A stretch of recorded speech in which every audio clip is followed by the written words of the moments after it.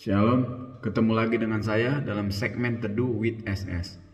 Pada kesempatan ini kita akan berbicara satu tema yang berjudul Tanda-tanda akhir zaman.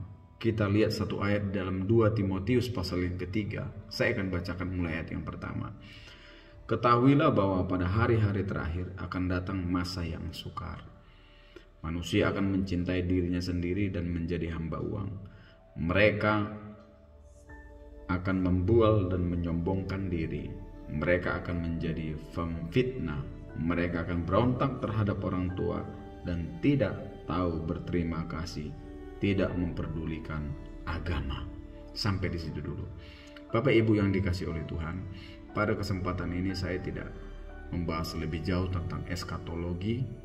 Nanti boleh dilihat di video-video saya yang sudah ada tentang pelajaran akhir zaman dan eskatologi. Pada kesempatan ini saya akan berbicara tentang seperti perikop dalam 2 Timotius pasal yang ketiga ini dikatakan dalam perikopnya keadaan manusia pada akhir zaman.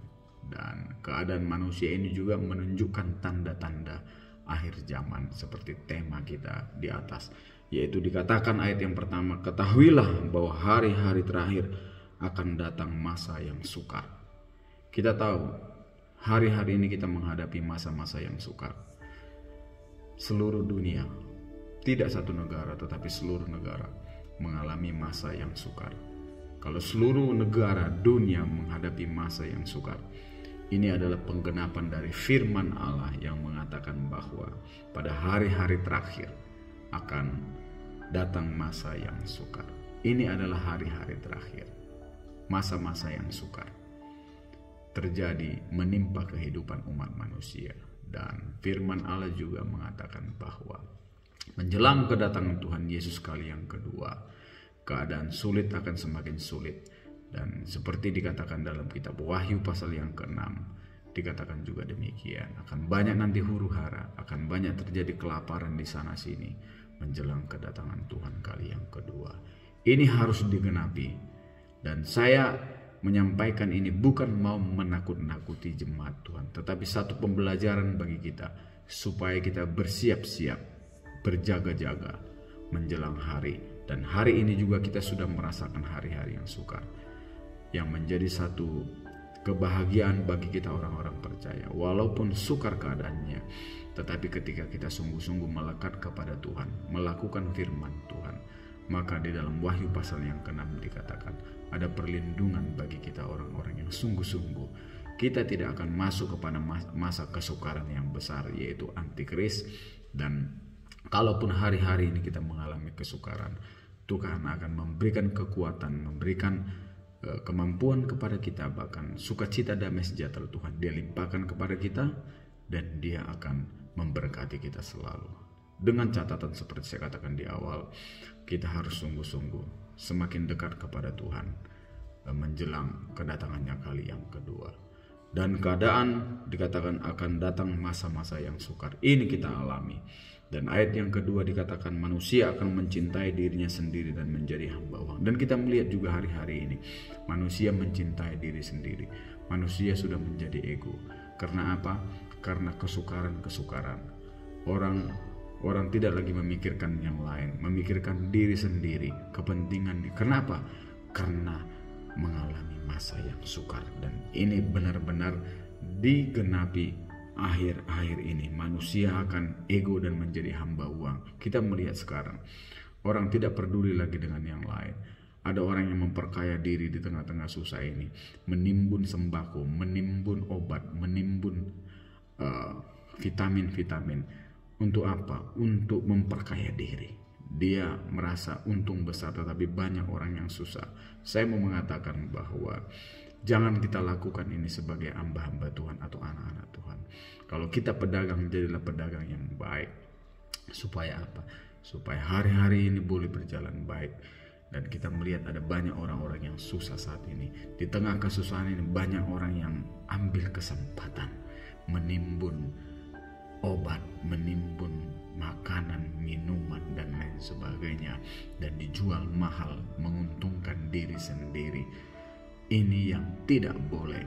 Seperti yang dikatakan oleh firman Tuhan, mari kita memiliki kasih, sebab kasih itulah yang akan menolong kita dari masa-masa yang sukar. Ini masa-masa yang sukar. Yang bisa menolong kita bukan harta, kekuatan, bahkan yang kita miliki. Semua akan ditinggal, semua akan lenyap, akan digulung, akan hancur. Tetapi yang bisa menolong kita adalah kasih. Kasih kepada manusia dan kasih kepada Allah. Bapak, Ibu, Saudaraku yang dikasihi oleh Tuhan, tadi saya menonton YouTube daripada Bapak Tony Daud.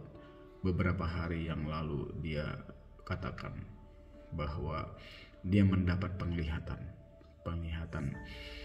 ada malaikat menghunuskan pedang dan siap mencabut nyawa banyak orang.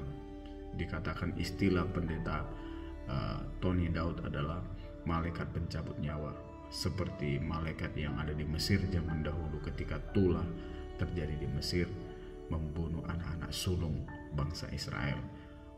Orang-orang semua ada di rumah. Itu yang dikatakan Daud Tony, dan dia mengatakan dia melihat malaikat sedang memegang pedang di tangannya, hendak mencabut nyawa dimulai dari Jakarta, Jawa Barat, Jawa Tengah sampai Jawa Timur, Surabaya. Akan terjadi dikatakan dalam YouTube-nya tadi, akan banyak nyawa yang melayang, dikatakan. Dan dalam penglihatannya itu dia melihat malaikat di awan-awan bersiap-siap hendak mencabut nyawa banyak orang di Pulau Jawa, Jawa Tengah, Jawa Timur, Jawa Barat, dan DKI Jakarta. Dan dia bilang pesan di penglihatan itu, supaya kita semua 3 bulan mulai dari sekarang harus tinggal di rumah. Jangan pergi kemana-mana kalau tidak mau dicabut nyawanya. Dan dia bilang bahwa kalaupun ingin bepergian, bekerja atau hal-hal yang penting silakan, tetapi harus memakai protokol kesehatan yang ketat. Dan kalau hanya untuk jalan-jalan dan lain sebagainya, jangan dulu selama 3 bulan ke depan mulai dari sekarang. Itu yang dikatakan Daud Tony dalam penglihatannya beberapa hari yang lalu. Saya mau katakan, penglihatan ini benar atau tidak, saya tidak mau menghakimi. Dia yang tahu dengan Tuhan. Tetapi mari kita ambil sisi positifnya. Sisi positifnya ialah supaya kita tinggal di rumah dan kita tidak pergi kemana-mana.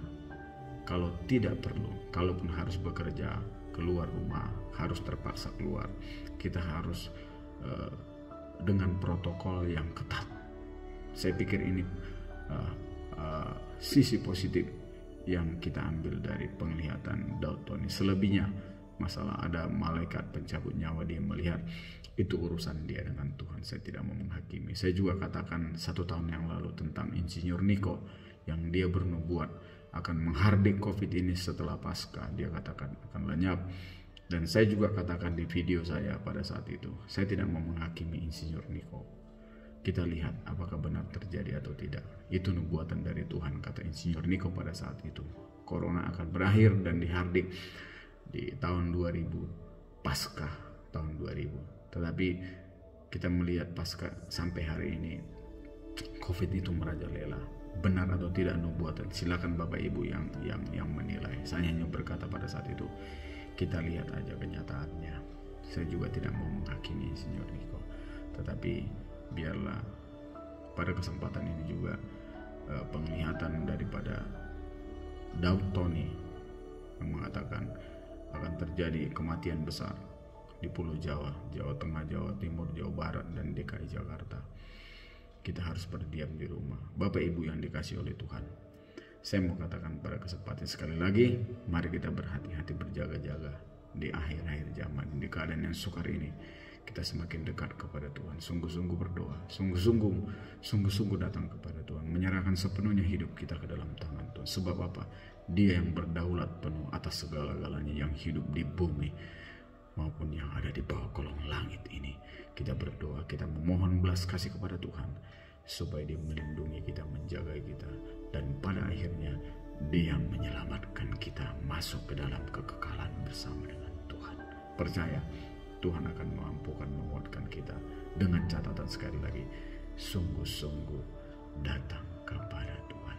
Dan ingat, satu hal yang selalu saya tekankan di setiap saya khotbah maupun menyampaikan firman Tuhan, baik di gereja maupun di mana-mana, miliki kasih, berbagi, menolong orang lain yang susah, pekerjaan Tuhan, dan lain sebagainya. Kita tidak akan miskin, tetapi justru kita akan diberkati oleh Tuhan. Dalam keadaan susah ini, mari kita berbagi. Ketika kita mau berbagi, Tuhan akan memberkati. Dia akan melindungi, memelihara kita sampai Tuhan Yesus datang kali yang kedua. Terima kasih. Tuhan Yesus memberkati kita semua. Amin.